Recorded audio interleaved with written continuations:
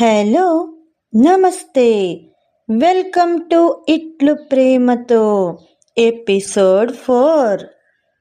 మా తొందరపడకు, వెయిట్ చేయి, అర్థం చేసుకో.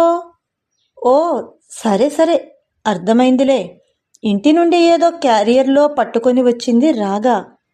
ఏంటి ఆంటీ, అమ్మ నీకోసం కర్రీ పంపించింది. ఓ అవునా అంటూ ఆ బాక్స్ని తీసుకొని కూర్చోమ్మా కూర్చో అంటూ చనువుగా కుర్చీలో కూర్చోబెట్టింది పద్మ. తనకు కాబోయే కోడలు కాబట్టి మరింత ప్రేమను పెంచేసుకుంటోంది రాగపై.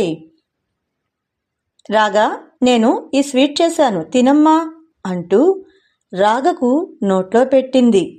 ఏంటంటే ఇవాళ స్పెషల్ స్వీట్ చేశారు అని అడిగింది రాగా. ప్రశ్నకు దొంగ మహంది నాకు బర్త్డే విషెస్ చెప్పి ఏమీ తెలియని దానిలా అడుగుతోంది చూడు అని మనసులో అనుకున్నాడు అన్వా. పద్మ కూడా అర్థం చేసుకొని అర్థం కానట్టు మొహం పెట్టుకొని, ఇవాళ మా అబ్బాయి పుట్టినరోజు కదమ్మా, అందుకే స్వీట్ చేశా. ఓ అవునా, హ్యాపీ బర్త్డే అన్వ గారు. థ్యాంక్స్ అని అన్నాడు అన్వా.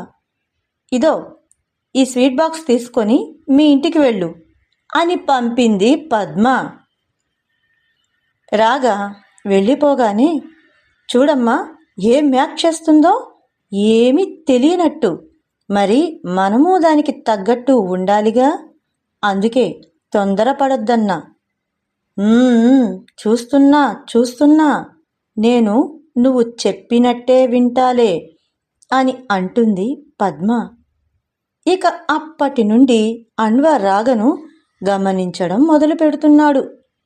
గీత రాగలు సంగీతం పాఠాలు నేర్పేటప్పుడు అన్వ రాగను మిగతా స్టూడెంట్స్ చూడకుండా చాటు నుండి చూసేవాడు.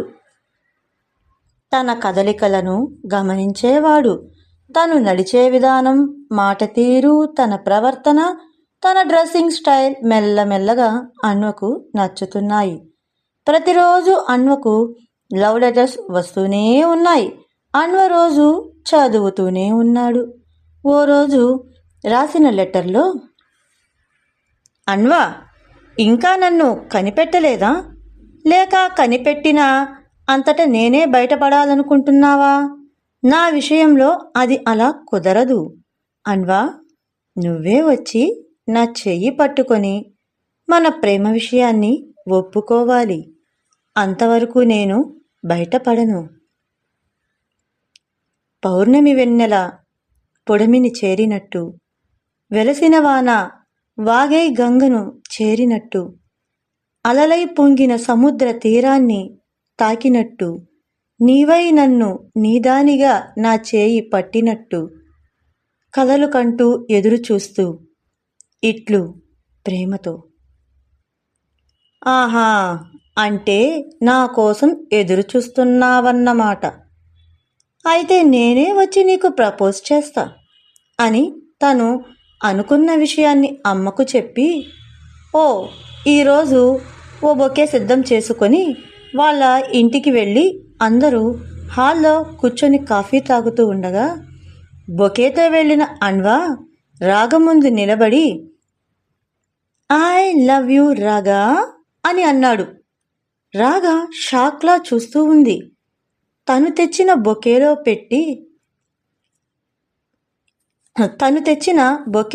పెట్టి ఉన్న ఉంగరాన్ని తీసి రాగా వేలికి తొడిగాడు. రాగా ఏమీ మాట్లాడలేక అలా చూస్తూ ఉంది. ఇంటిల్లిపాది ఆనందంతో చప్పట్లు కొట్టేశారు. ఆలస్యం చేయకూడదు, త్వరలోనే ముహూర్తాలు పెట్టేసుకోవాలి అని అంటున్నారు. రాగా ఏదో చెప్పాలనుకుంటుంది, కానీ రాగను మాట్లాడనివ్వలేదు. అందరూ సంతోషంలో ఎవరి పాటికి వాళ్ళు మాట్లాడేసుకుంటున్నారు. రాగా కోపంతో గదిలోకి వెళ్ళిపోయింది. రాగా సిగ్గుపడి వెళ్ళిపోయింది అనుకుంటున్నారు. కాసేపటికి అన్వ రాగను వెతుక్కుంటూ తన గదిలోకి వెళ్ళాడు. రాగా తల వంచుకొని ఆలోచిస్తూ ఉంది. ఏ రాగా, నీ మనసు కనిపెట్టలేనని అనుకున్నావా? చూడు కనిపెట్టేశాను అని అంటాడు. ఇప్పుడేంటి, నేను నిన్ను పెళ్లి చేసుకోవాలా? అది ఇప్పుడు కుదరదు. నాకంటూ కొన్ని ఆశలున్నాయి. ఇప్పుడే పెళ్లి చేసుకోవాలంటే కుదరదు అని అంటుంది. అయితే నీకు ఇప్పట్లో పెళ్ళొద్దు అనుకుంటున్నావా? ఆ, అంతే. అయితే సరే. అయితే పెళ్ళి లేటుగానే పెట్టుకుందాంలే. అంతవరకు మనం మాట్లాడుకోవచ్చు. ఏంటి, నా పాటికి నేను మాట్లాడుతూనే ఉన్నా. నువ్వసలు ఇంట్రెస్ట్ చూపించినట్టున్నావు.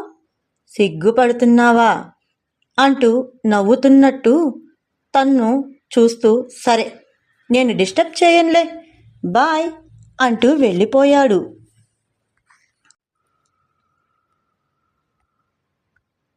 ఏ రాగా, అబ్బాయి మాట్లాడుతూ ఉంటే ఏం మాట్లాడనట్టున్నావు అంట.